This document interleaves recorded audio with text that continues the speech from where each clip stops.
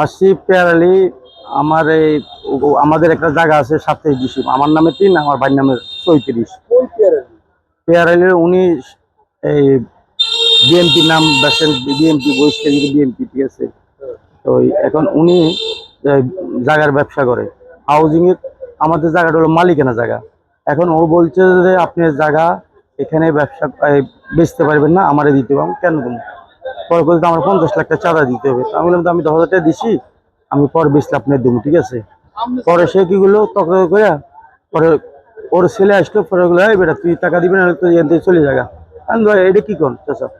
পরে তুই বহুত খারাপ আমার কয়। খাওয়ার পরে এবার লাস্টে উনি আমার জায়গাটা দখল করতে চায়, ঠিক আছে। পরে আমার কাছে 50 লাখ টাকা দিবি, তুই জায়গা বলছি আমাদেরকে দিয়ে দিবি। আমি দেখেন জায়গা তো আমার না, আমার 3 ডিসি, আমার ভাইয়ের নাম 34।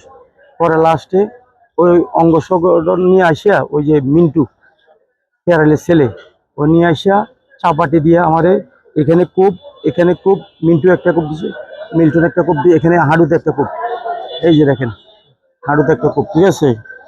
এই যে হ্যাঁ, আর লাঠি দিয়ে ফিরেছড়া করলো, রড দিয়ে ফিরেছে।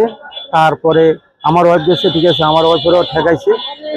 আমার ওয়াইফের ব্যাপার, আমারও বাড়ি দিয়ে খারাপ, আমার ওয়াইফের বাড়ি দিছে, কিন্তু আমার ওয়াইফের যাই দেখে মাপ চাই কালকে এই 10:30 11টার দিকে।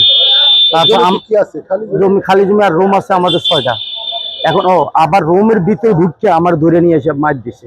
রুমটা চাপাটি দিয়ে কোবাইয়া দরজাটা খুলে, আমরা মানুষ বেশি দেখছি ভিতরে, আমরা তো 3 জন মানুষ, আর কেউ নেই আমার এখানে। আমি, আমার ওয়াইফ, আমার মেয়ে, ঠিক আছে। তো এখন আমরা হলো নিরুপায়, আমরা থানায় গেছি, থানা আসছি। আর সেনাবাহিনী গেছে, বলছি সেনাবাহিনী গেছে, ওনারা রাইতে গেছে। হ্যাঁ, তারপর সেনাবাহিনীরা গেছে, বলছিল দেখেন উনি এখানে থাকবে, উনি দায় দায়িত্ব আপনার। কিন্তু উনি তারপর আমার বয়স যেহেতু আমার 10 সব কাটিয়ে লাগছে। আমাদের দেশের বাড়ি কুমিল্লা। এখানে স্থায়ী কোনো বাড়ি আছে না, এখানে স্থায়ী বাড়ি ওই যে এটা আমরা যে 27 ডিসেম্বর জায়গা কিনছি, আমি 3, আমার বাইরে হলো 34। এর ভিতরে 6টা রুম আছে, এই রুমগুলোতে আমি থাকি, ঠিক আছে। তো থাকার পরে পেয়ারালি কিগুলো আমার এই লোকজন দিয়া, ঠিক আছে, কোপা কাবায় পরে গেছে 15-20 জন লোক এই চাপাটি দিয়া আমার হাতে কোবাইছে, পায়ে কোবাইছে, রড দিয়া লাঠি দিয়ে পিটাইছে। আর এখানে তো আমি একা, আমার তো আর কেউ নেই। থানা আছে মামলা করতে। এখন মামলা বলছে দেখা নিবে, ঠিক আছে। কালকে বলছে তো মামলা হয়ে গেছে, কইবো আজকে করলে তো হয়ে গেছে মামলা, একটু অপেক্ষা করে।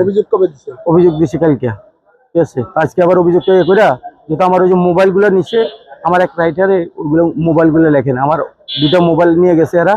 আমার কাছে এখন মোবাইল না, আমার ওয়াইফের কাছে একটা মোবাইল আছে, ওইটা ব্যবহার করে 2 জনে মিলে। মনে করেন এটা আমার স্বামীকে যেভাবে মানে এই অস্ত্র দিয়ে কোবাইছে, মারছে, এটা আমি সুস্থ মতন বিচার চাই, ভালো কঠিন ভাবে বিচার চাই।